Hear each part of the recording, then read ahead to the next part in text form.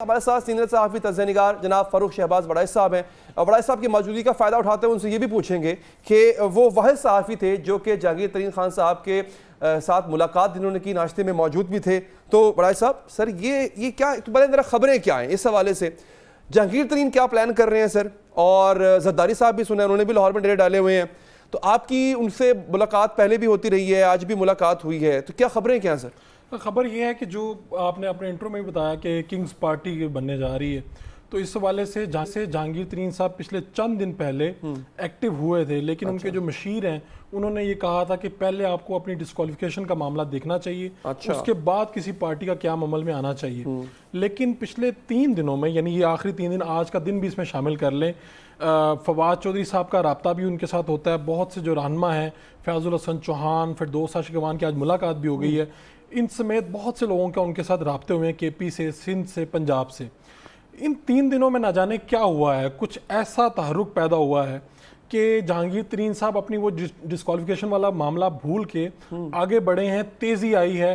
اسلام آباد میں جو اپنا سیاسی دفتر ہے انہوں نے مکمل کھول لیا ہے.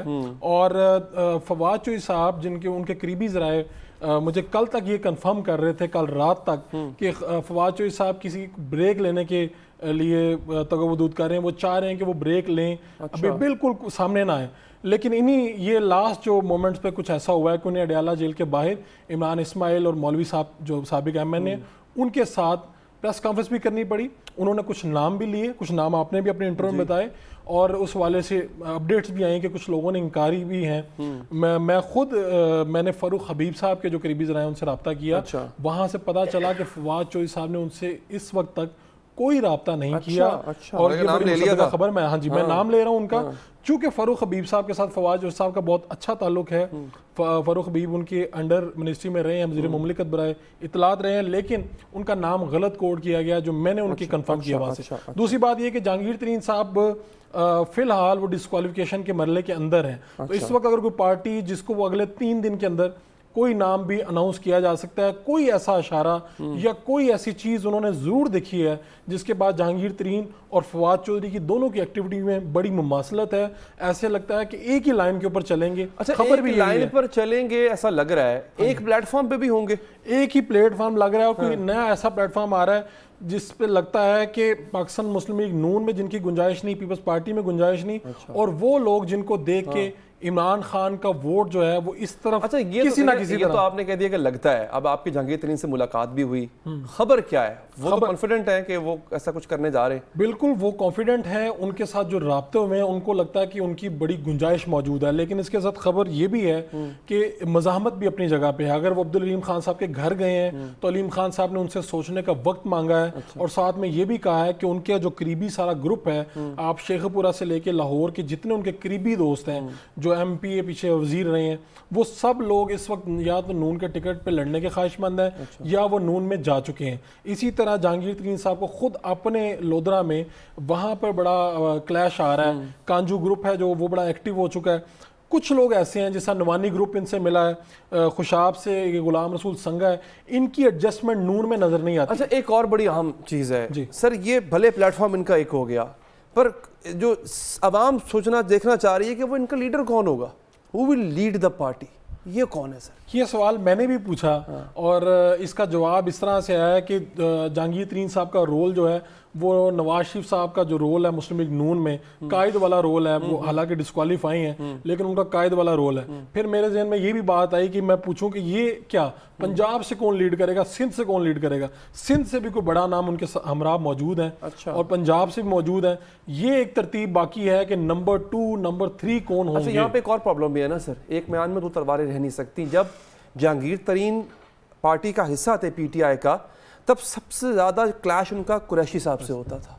اب اگر قریشی صاحب کو بھی منانے کی، جیسا کہ اڈیالہ جیل پہنچے ہوئے تھے، کوشش کی جا رہی ہے، اور وہ فرض کریں مان جاتے ہیں، تو پھر یہ تقسیم کیسے ہوگی؟ کیونکہ یہ دونوں ایک دوسرے کی طرف آئی ٹو آئی دیکھتے ہیں. قریشی صاحب ہو گئے، جہانگیر ترین ہو گئے، دونوں کا ایک پلیٹ فارم میں رہنا، کوئی کسی ایک کو تو نمبر 2 بننا پڑے گا. بالکل، یہ ایک نیام میں 2 تلواروں والی بات ہے جو پی ٹی آئی میں بھی نہیں رہ سکے عمران خان کی قیادت کے باوجود. اب یہ ہے کہ جہانگیر ترین صاحب یا شاہ محمود قریشی صاحب کو کوئی ایک ایسا لمحہ قریب کر بھی دے تو ایسا لگتا ہے کہ جیسے جو سیاسی تاریخ دہرائی جائے گی، اور کسی ایسے موڑ پہ، کسی ایسے لمحے پہ جو شاہ محمود قریشی صاحب ہیں وہ اپنی اہمیت کھو دیں. بظاہر مجھے لگتا ہے کہ شاید وہ اب تک اگر ریزسٹ کر رہے ہیں تو وہ شاید ان مذاکرات کے بعد بھی وہ اپنی پارٹی اپنا قبلہ تبدیل نہ کریں. اس کی ایک بنیادی وجہ یہ ہے کہ اگر ان کے نام جن لوگوں کے لیے جا رہے ہیں ان کی پاکستان تحریک انصاف کے اندر بھی پوزیشن کمزور کی جا رہی ہے. یعنی اگر آپ نام لے رہے ہیں کہ ہمارے ان سے بھی رابطے شک ڈال دیا نا آپ نے. تو اب اسد کیسر نے ٹویٹ کیا کہ میرا کوئی رابطہ نہیں ہے فواد چودھری سے, ان کا نام بھی لیا انہوں نے. اسی طرح کئی لوگوں کے نام لیے گئے کیونکہ اب فواد چودھری کہہ رہے ہیں تو بہت سے لوگ اس پہ یقین کرنے پہ مجبور ہوں گے. یہ آپ کو پتہ ہے ایک ٹیکٹکس ہے کہ آپ زیادہ لوگوں کے نام لیں, بڑے لوگوں کے نام لیں, اس کے بعد بہت سے لوگ آپ کی طرف لپکتے ہیں. میں بہت سے لوگوں کو جانتا ہوں جن کا قومی سیاست پر کوئی عمل دخل نہیں, جیسا اگر فردوس عاشق اوان اور فیاض الحسن چوہان کا اگر آپ نام لیں, یہ میڈیا پر نظر آتے ہیں لیکن اگر آپ قومی سیاست میں ان کا کردار نہیں. لیکن یہ لوگ بھی مجھے جو پتا چلا ہے انہوں نے میٹنگز بھی کی ہیں, ان دونوں کے رابطے بھی ہیں, اور جہانگیر ترین صاحب کے جو قریبی ذرائع وہ یہ بتاتے ہیں کہ بہت سے لوگ ہیں جو ہماری طرف آنا چاہتے ہیں, ان میں ان لوگوں کے نام بھی لیتے ہیں. دوسری طرف لاہور میں ہی آپ نے جیسا ذکر کیا زرداری صاحب اس وقت سرگرم ہے. جنوبی پنجاب سے تقریباً 10 سے زائد لوگ ہیں جس میں سابق ایم پی ایز ہیں اور ٹکٹ ہولڈرز ہیں پی ٹی آئی کے, وہ سب ان کا رخ کرنے جا رہے ہیں. راجن پور ضلع سے خبریں پی ٹی آئی کے لیے اچھی نہیں آ رہی. ایسا لگتا ہے کہ راجن پور سے جو مین قیادت ہے, چاہے وہ دریشک گروپ ہو چاہے وہ لغاری گروپ ہو, وہ رخ کریں گے پاکستان پیپلز پارٹی کا آصف زرداری صاحب براہ راست ان سے رابطے میں. تیسری طرف ایک اور محاذ کھلا ہے, وہ کاف لیگ کا ہے. چودھری سرور صاحب سردار تنویر الیاس صاحب کو اسلام آباد سے لے کے لاہور لے کے آتے ہیں, ان کو خود اپنی گاڑی میں لے کے آتے ہیں. اس کے علاوہ وہ جو ان سے بڑے لوگ ہیں جن کے ساتھ ان کا رابطہ رہا ہے, پی ٹی آئی میں اچھے تعلقات رہے ہیں, چودھری سرور صاحب کوشش کر رہے ہیں کسی طرح سے جن لوگوں کی کہیں پہ جگہ نہیں بن رہی ان کو کاف لیگ میں لے آئیں. تو ایک طرف یہ پاکستان تحریک انصاف کا جو ووٹ ہے, جو ووٹ بینک ہے, جو لوگ ہیں, ان کی اس کی کھینچا دینی چاہ رہی ہے.